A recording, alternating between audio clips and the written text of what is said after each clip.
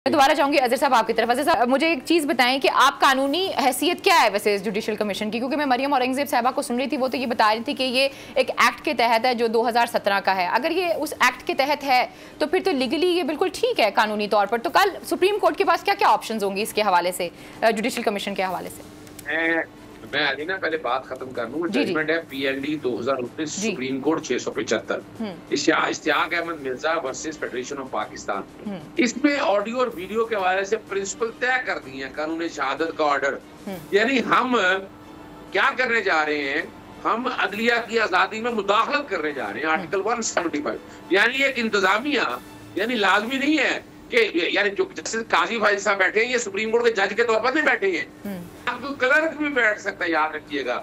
यहाँ कोई चपरासी भी सॉरी अपने यहाँ कोई ब्यूरोक्रेट भी बैठ सकता है यहाँ पर। यानी ये हैसियत जो है ना, ये हैसियत कोई जज की हैसियत नहीं है, पहले मैं क्लियर कर दूं। यानी जो दोनों चीफ जस्टिस भी बैठे हैं और जस्टिस काजी भाई साहब पे तो बड़े वादे सवाल है कि वो इमरान खान या बाकी लोगों के हवाले से बड़ी कॉज कर देना चाहिए था, क्योंकि ये तकसीम करने की साजिश में हिस्सा बनने जा रहे हैं।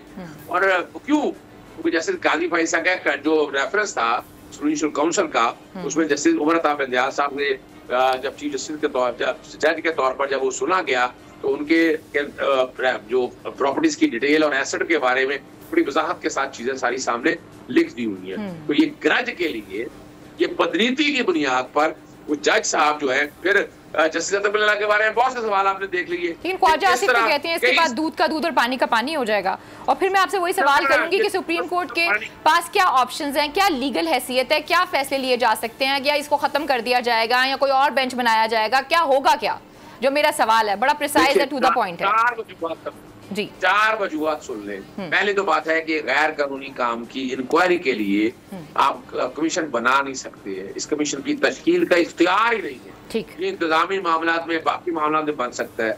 दूसरा जो मामला है कि सुप्रीम जुडिशल काउंसिल में इस तरह का जितना भी काम है आप सुप्रीम जुडिशल काउंसिल लेकर जाएंगे, आप इस तरह की इंक्वायरी, पैरेलल इंक्वायरी कर नहीं सकते हैं। अदलिया की आजादी से ये मुतसादम है। तीसरा है कि अगर फर्ज करें ये बन भी सकता है तो इसमें जजेस की तैनाती हुकूमत की मर्जी नहीं है, या हुकूमत की मर्जी नहीं है, ये जजेस हुकूमत के मुलाजिम नहीं है, ये इंडिपेंडेंट जजेस है।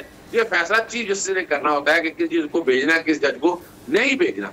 और फिर सबसे आखिर में जो बात है कि जो इसके TORs वगैरह सारे जो तय किए हैं, एक ऐसे कानून के जरिए तय किए हैं कि जिसमें पार्लियामेंट ही पूरी नहीं, यानी ये सुप्रीम कोर्ट के जजेस की बात तो पूरी करते हैं ना कि पूरा फुल कोर्ट होना चाहिए। क्या पार्लियामेंट के अंदर बैठ के तमाम सियासी जमातें बैठी हैं?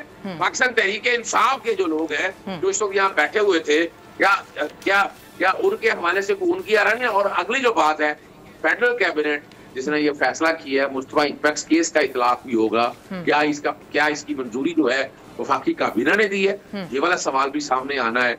अब इन चीज को सामने रखते हुए, जैसे मैंने पहले कहा है कि सुप्रीम कोर्ट को जहां चैलेंज कर दिया गया, मैं इसको इंतजामी तौर पर वज़ीर आज़म को लिख रहा हूं कि ये वापस लें आप।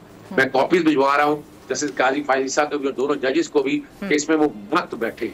ये अदलिया यहाँ अगर आप ये रवायत कायम कर देंगे, अगर ये रवायत कायम करनी है आपने, तो फिर जस्टिस काजी फाइज साहब का केस खोल लेना। वो आज भी को पता है कि उनका मनी ट्रेल नहीं है, एवरीबॉडी नो अबाउट इट, कि उसमें वो रिपोर्ट अगर FBR के सामने रख ले तो वहां से बड़ा कुछ आपको मिल जाएगा। तो ये देखिए जी, वो जो एक केस है जस्टिस काजी फाइज़ा साहब का, उस पर सिर्फ मैं इतना कहना चाहूंगी, फिर इमरान खान साहब के उस हवाले से स्टेटमेंट आई थी जिस पर उन्होंने कहा था कि मुझे ये नहीं करना चाहिए था जो मैंने किया। सो आई थिंक हम उस टॉपिक पे नहीं जाते हैं। फखर, आप भी कुछ ऐड करना चाह रहे थे, उसे ऐड करें ताकि फिर मैं अपनी नेक्स्ट स्टोरी की तरफ जाऊं। जो बातें मैंने की, जो अजहर साहब ने की, वो बिल्कुल अपनी जगह पर जो है ना वो अहमियत रखती हैं, लेकिन 2 चीज़ें इसके और भी हैं, एस्पेक्ट और भी हैं। वो ये है कि एक तो सुप्रीम कोर्ट ने आइंदा जो है ना, जो नैब तरमीम केस है उसका फ़ैसला भी देना है, और उस नैब तरमीम केस के हवाले से चीफ जस्टिस की सरबराही में बेंच बना हुआ है, और वो अब अपने इख्तितामी मरहले की तरफ जाने वाला है। ठीक है, इस महीने के एंड में उसका फ़ैसला भी एक्सपेक्टेड है। तो ये जो सारी स्कीम जो है ना, इसका एक मकसद ये भी हो सकता है कि चीफ जस्टिस साहब जो हैं वो फैसला दे ही ना सकें, और यहाँ से एक ऐसी स्मीयर कैंपेन जो है वो शुरू कर दी जाए। दूसरी बात, ये 2017 के एक्ट, जिस तरह से अजहर सदीक साहब ने भी बताया कि उसके तहत है।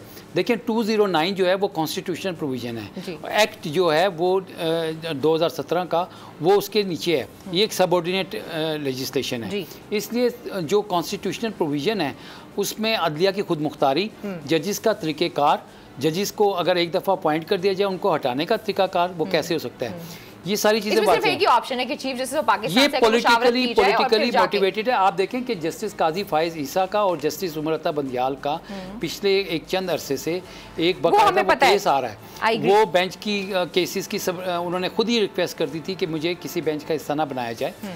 तो इसलिए मेरा ज़्यादातर जो एक्सपेक्ट है, जो मैंने आपको बताया कि वो 3 है, जिसमें प्राइमरी ये ऑडियो लीक्स का मामला, फिर वो रिकॉर्डिंग करने वाले कौन हैं उनको छुट्टी देनी, और तीसरा ये नैब तरामीम का जो केस का फैसला आने जा रहा है। ये सबसे हमने देखा पिछले दिनों भी बहुत से फैसले आए हैं, लेकिन उन पे इम्प्लीमेंट तो किसी ने नहीं करवाया। उनमें से एक फैसला तो ये हमारे इलेक्शंस के हवाले से, आपको पता था कि इस मुल्क में इलेक्शंस होने थे, सुबह में इलेक्शंस होने थे 14 मई को, लेकिन वो इलेक्शंस नहीं हुए।